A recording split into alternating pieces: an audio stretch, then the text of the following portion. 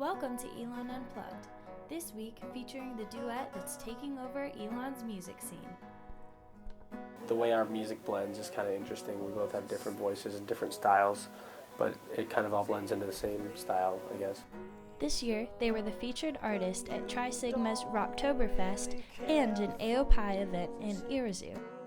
Ian Boyd is a music tech minor who recently produced recordings of their music. I'm very interested, especially because I'm so interested in cinema, that Nick's song, it was untitled when we had worked on it, had a very clear story to tell. From what I gleaned of it being, it was about a man imagining what it would be like to reconcile with a former love of his, but he can't, and everything he's imagining is just all in his head and he can't get through to it. So I was very impressed that he could tell such a clear story.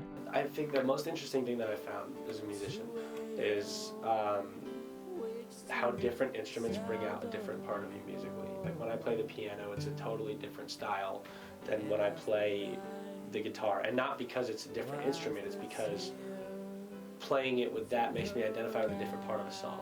A very soulful approach, a very soulful sound too, the way he sings, the way he plays keyboard, the way he plays his guitar. It's really incredible to see how dedicated he is. I recorded Ben's song this past weekend, the beginning of December.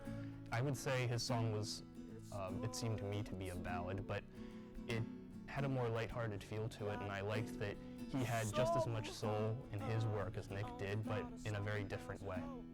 To see him write, I really like seeing the way that his mind works as far as developing a song.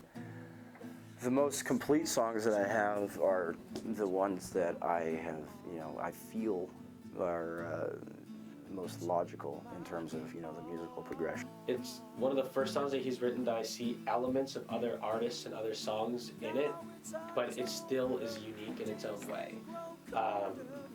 And so I have a buddy that works in the A&R department at Atlantic Records, and so I've been urging Ben to kind of record the song, and so I'm gonna send it over to a couple of friends and just see what happens.